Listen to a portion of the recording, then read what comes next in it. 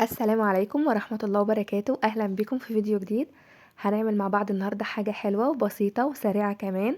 أي وقت كده بنبقى عاوزين ناكل حاجة حلوة أو نعمل أي حاجة حلوة لولادنا تكون سهلة وسريعة. مفيش أحلى من كده بجد. حاجة كده سريعة تعمليها في 5 دقايق، مش بتاخد معاكي وقت خالص. تعالوا يلا نشوف مع بعض الوصفة القمر دي هنعملها ازاي. وما تنسوش تعملوا لايك واشتراك في القناة وتفعلوا الجرس علشان يوصلكوا كل جديد بقدمه، وتعملوا شير لاصحابكم وقرايبكم. تعالوا يلا نشوف مقادير الوصفة دي ايه ونقول بسم الله.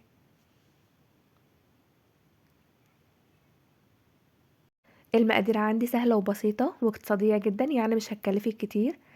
انا جبت جيلي بطعم الفراولة، ممكن تجيبي انت الطعم اللي بتحبيه. عندي هنا 2 باكت من الجيلي. اول حاجة هنزل بكوبايتين مغليين من المية. انا استخدمت كوباية الشاي العادية، هي 200 ملي. وهحط الجيلي بتاعنا على المية واقلبه كويس قوي. اوريدي هو الجيلي بيبقى فيه سكر، فانا مش هزود سكر كتير، انا هزود معلقتين كبار او ربع كوباية صغيرة، وهدوبهم كويس قوي مع بعض.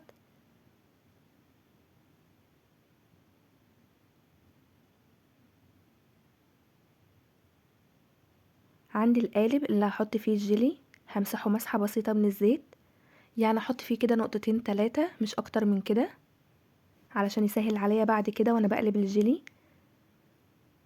اي قالب عندك استخدميه، سيراميك، تيفال، بايركس، اللي متوفر عندك اعملي فيه. احنا مش هنحطها في الفرن، احنا هنحطها في التلاجة. وبعد كده هصب الجيلي في القالب وهحطه في التلاجة لمدة نص ساعة، هتلاقيه جمد. لو مستعجلة عليه في الفريزر 10 دقايق هتلاقيه جمد معاكي. هحضر هنا الطبقة التانية زي اللي عملته بالظبط في الطبقة الاولى، هعمله في الطبقة التانية. حطيت هنا كوبايتين مية مغليين، زي ما قلتلكوا هي 200 ملي لكوباية الشاي. هنزل برضو بالاتنين باكت من الجيلي، وهحط عليهم كده ربع كوباية سكر برضو، واقلبهم كويس جدا. بس المرة دي مش هحطه في التلاجة، المرة دي هسيبه يبرد خالص. بعد ما حطيت السكر انا هقلبهم كويس قوي مع بعض.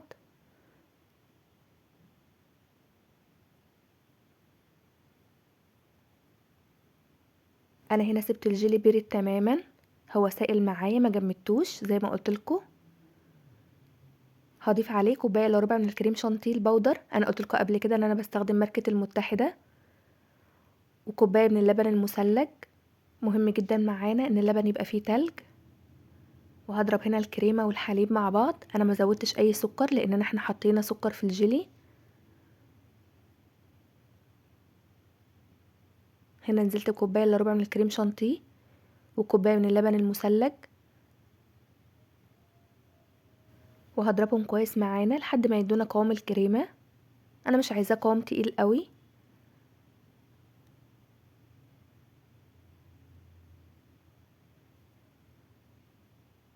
وبعد الكريمه ما تقلت معانا انا هنزل بالجيلي، انا قلت لكم ان انا الجيلي عندي بارد خالص. هنزل هنا بالجيلي واحده واحده. مهم الجيلي يا جماعه يبقى بارد خالص مش سخن. لو بستخدم المضرب الكهرباء هستخدمه على السرعه الاولى.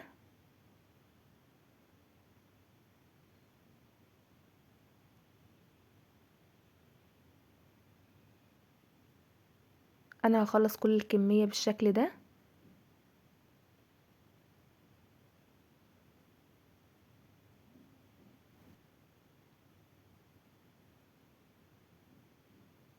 انا هنا وقفت المضرب خالص.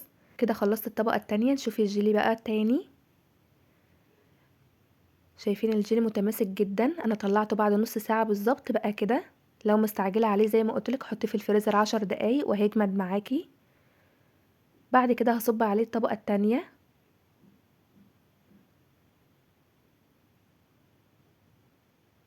وهسيبه في التلاجة بقى ساعتين 3 كده لحد ما يجمد ويتماسك.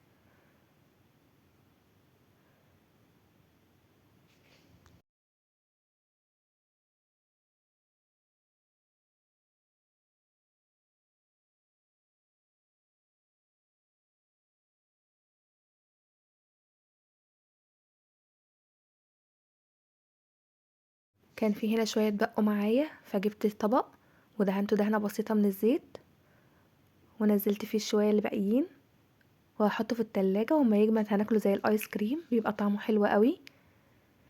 بعد 3 ساعات طلعت الجيلي من التلاجة، بقى متماسك معايا بالشكل اللي انتوا شايفينه ده. بعد كده عاوزه اقلبه، فانا هجيب اي حاجه فيها ميه سخنه وهنزل فيه بس ثانيتين، مش اكتر من كده علشان ما يسحش مننا. بعد كده هنقلبه بكل سهوله، هيتقلب معانا سهل جدا.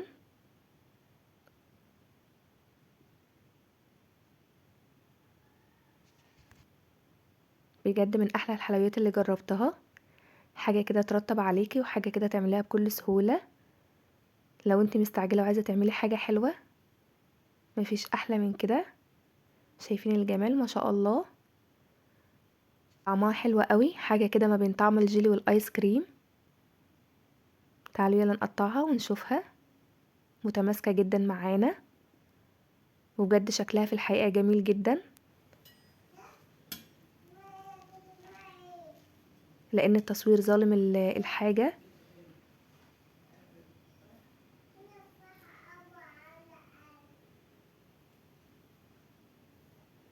ما شاء الله شكلها تحفه، وطعمها كمان يجنن. لو جربتوها تعجبكم جدا، ولو بتعمليها لاطفالك هيطلبوها منك على طول. وبكده خلصت معانا الوصفه. اتمنى الوصفه تكون عجبتكم، ان شاء الله تجربوها وتعجبكم.